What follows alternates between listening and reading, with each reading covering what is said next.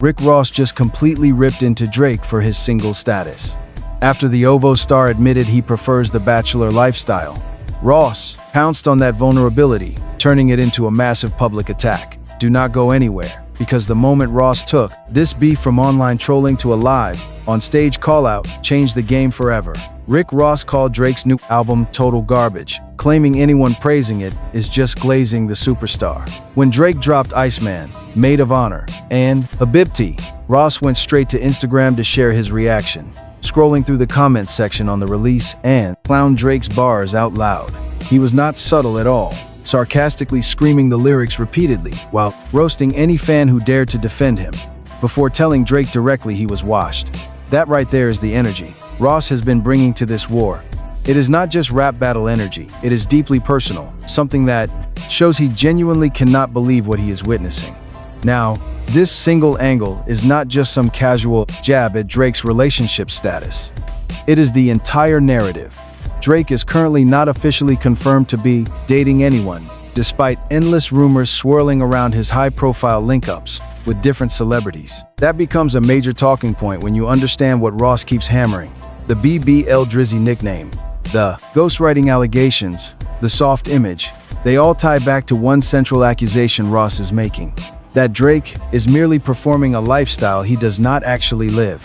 No girl, no street credibility, no respect. Ross wasted zero time responding when the first shots were fired, dropping champagne moments and claiming Drake stole his entire style from Lil Wayne, calling him white boy, and alleging he got cosmetic surgery to alter features like his nose.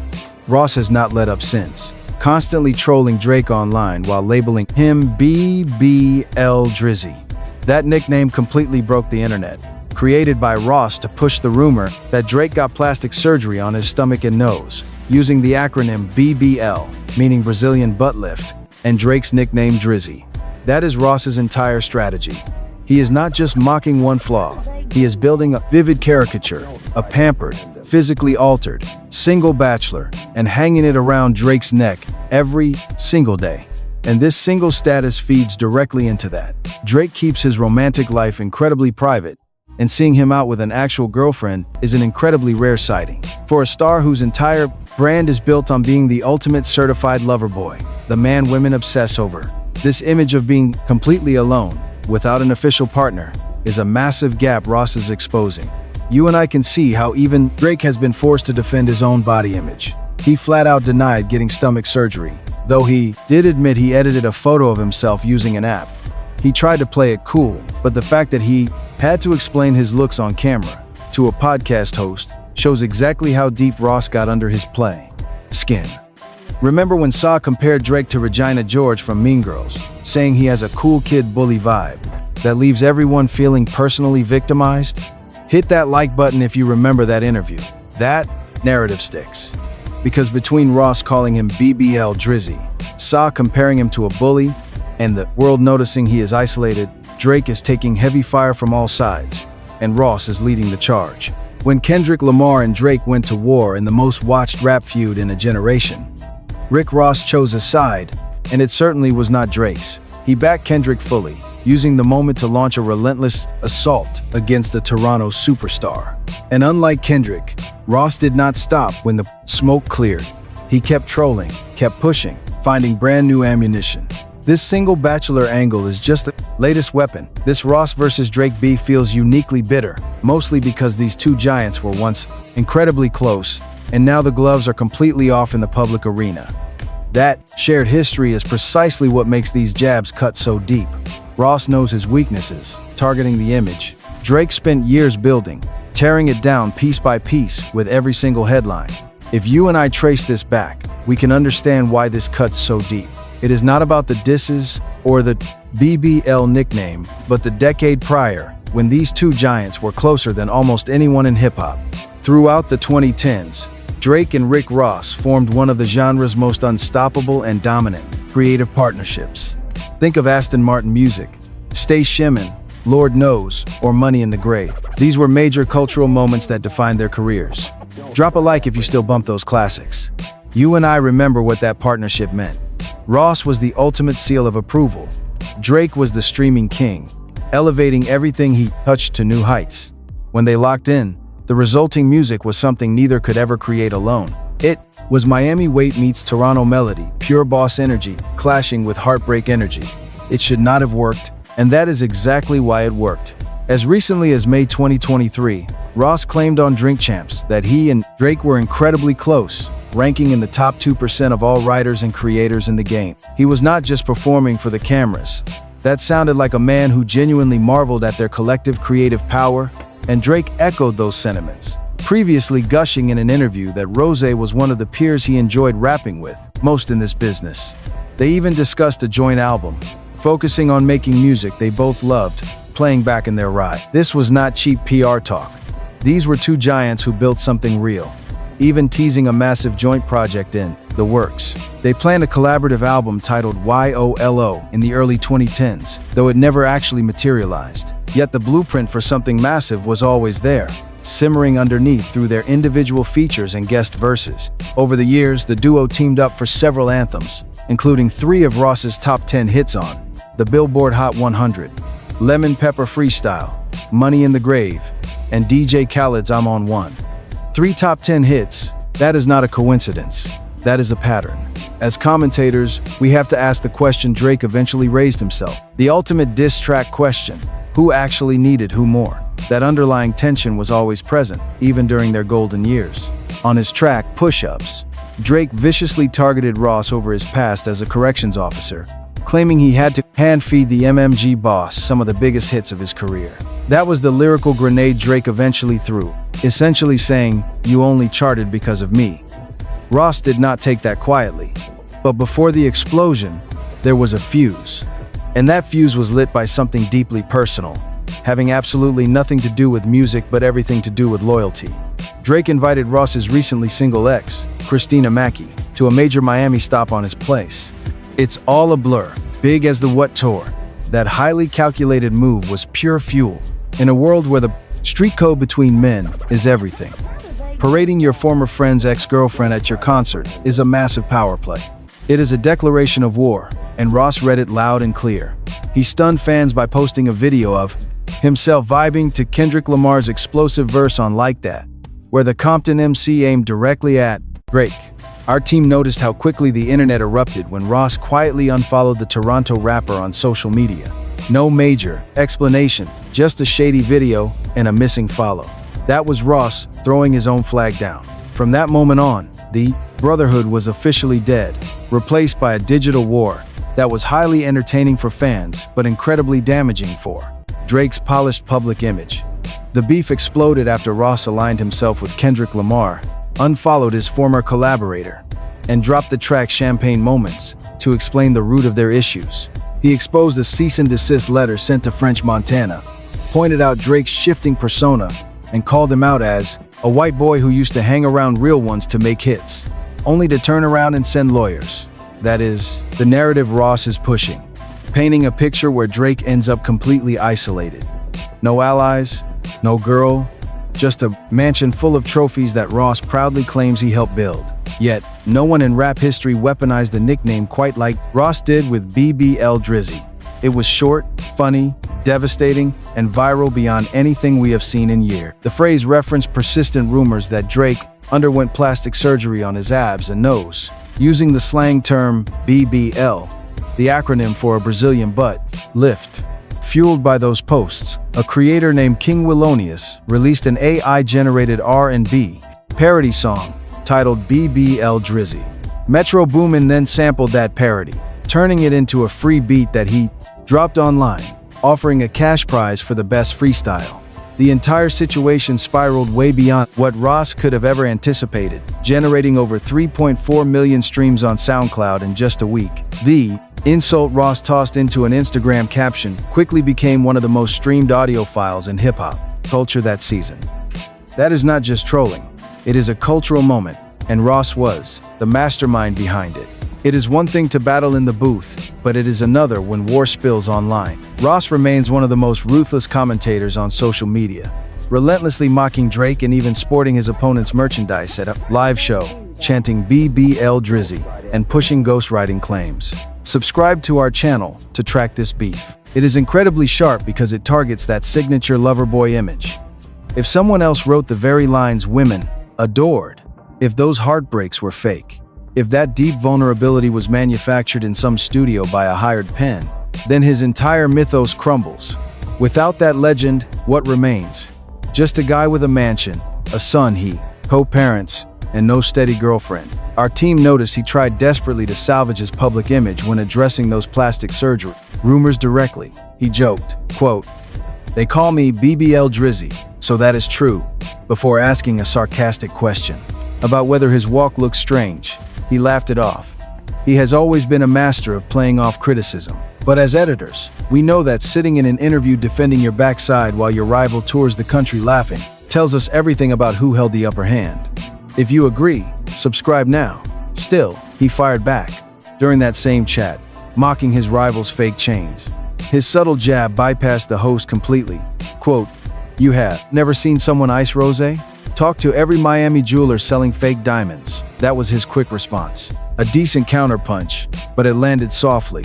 It lacked impact. Meanwhile, his opponent's campaign was highly public, viral, and hilarious. The superstar's defense was a riddle that required a breakdown. That defines this entire rap feud. One strikes loudly, the other replies softly. The cycle ensures the narrator's seat remains fully occupied by his rival. When texts with his mother were leaked to disprove no surgery rumors, the Miami boss instantly fired up. Instagram, mocking, quote, "I just realized BBL Drizzy called his mommy on me." He exposed their chat history, writing, "Ah, Cupcake Drake. Tell your mother you stayed past your curfew, white boy." Cupcake. That is the exact insult repeated. To us commentators, looking at a man who constantly boasts about being an untouchable mogul with major street credibility, running to your mom for protection during a battle is a disastrous public relations move. Hit like if you see how it feeds this devastating narrative. The artist whose whole catalog revolves around romance can't retain a partner, then cries to mommy when another artist mocks him online. That caricature is exactly what his rival is carving into stone. Alarmingly, hip-hop fans online are giving him a massive standing ovation. Beyond the online trolling, the childish nicknames, and social media posts, you and I can spot a genuine grievance he has harbored. It explains how this industry giant functions and why his former friend felt entirely justified in turning on him. In his diss track, Champagne Moments, the veteran claims he cut ties over a legal threat sent regarding a French-Montana collaboration. He alleges corporate interference stalled their joint creative project, ruining the old bond they shared during their early studio sessions. Our editorial team believes this legal drama is the root cause. He allegedly blocked a track called Splash Brothers, a collaboration which, according to reports, was originally intended to feature him. We previously reported that the song was gifted, but then lawyers got involved. Ross repeatedly attacked him for blocking that specific feature. French later confirmed that the unreleased track belonged to his associate first. In our analysis, a song was gifted, customized, and prepped for release. But right before the official drop, corporate lawyers stepped in. Within the strict hip-hop culture, where these artists built their names, involving lawyers and street business is an unforgivable betrayal. It is a massive violation of their code. When podcast hosts asked him how this hostility started, he pointed directly to being named on a song. He warned that dropping names is a strict boundary violation, especially when there is no real issue, but once you cross that line, the gloves come off. He strictly enforces his street code, which his opponent violated repeatedly. First with the lawyer letters, then with the call-out, and finally with that messy Miami concert stunt.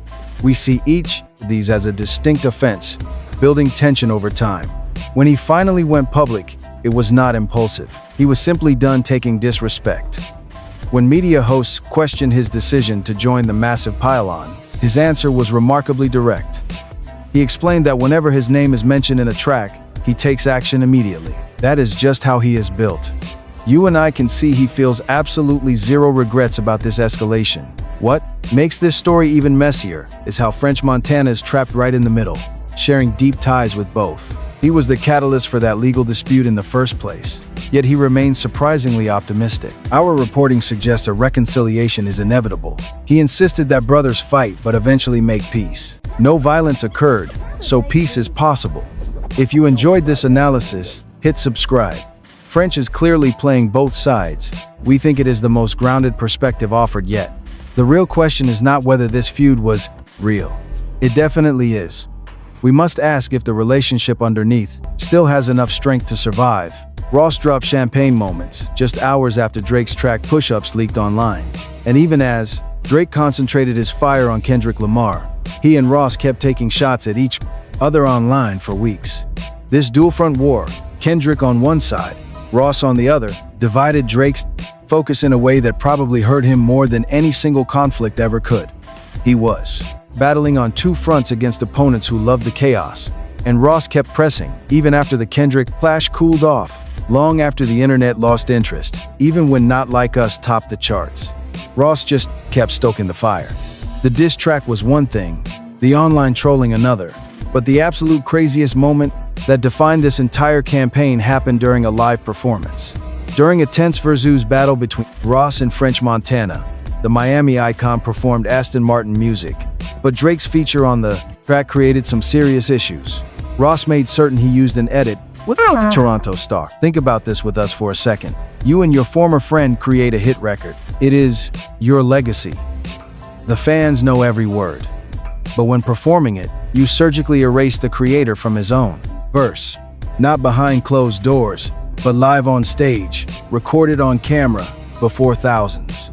Ross announced to the crowd directly, "I want to do Aston Martin music minus Drake's vocals. No Drake vocals. If you want to sing that, I'ma let you sing that." When Drake's section arrived, Ross smiled while the audience sang it. For him, that smirk says everything. Our editors saw a man loving every moment of the spectacle. He never looked awkward or guilty. He looked like someone who had mapped this out, practiced it, and was completely satisfied with how it played out. The footage went viral instantly, inevitably drawing Drake's attention. Drake posted on social media after the clip started trending. He watched the performance. He noticed it, and his need to respond proved to us that the shade hit its target. But that stage drama was nothing compared to the chaos in Vancouver. Ross faced the anger of Drake's home country when he was cornered for playing Kendrick Lamar's Not Like Us after his Canadian gig. Our sources report 15 men surrounded Ross after his set at the Ignite Music Festival. A guy swung a fist at Ross, triggering a massive clash as the crowd went after his entourage. Violence broke out. This is where the humor ends. Ross made a conscious decision to play Not Like Us, which labels Drake a predator, directly on Canadian soil in front of Drake's local fans. That goes beyond simple trolling. It is a deliberate provocation designed to spark trouble, and it did. Ross later told TMZ that his team escaped without serious injuries, adding that Vancouver remains a beautiful city he intends to visit again. Unbothered, completely unbothered. That incredibly casual response is Ross at his most effective. He took the hits, brushed himself off, and spun it into content to showcase his toughness, generating even more proof that Drake's followers are overly sensitive. Our editorial team doubts he wants a reconciliation with Drake. Speaking on an episode of Thoughts in A. Coli, he placed the blame entirely on Drake's shoulders, saying Drake has major issues to address and needs to decide if he can be genuine. He described the situation as tragic for Drake, not Ross. That framing is everything. Ross wants us to see this as Drake's failure, Drake's major character flaw, and Drake's massive loss, rather than a mutual split. Despite their previous collaborations, Ross claims he wishes Drake well, all while marketing his new book, Renaissance of a Boss, and his highly anticipated record, Set in Stone. We can confirm his new project will feature more disses. Naturally, it is always diss tracks. Now, Ross is urging his followers to share the artwork for Set in Stone, saying stone lasts forever while ice quickly melts. Ice, of course, refers to Drake's rumored album. Ross is still pushing, styling himself as the permanent force and Drake as a temporary player. Subscribe now as we monitor if he will squash the beef, and check out Drake's history. Brevity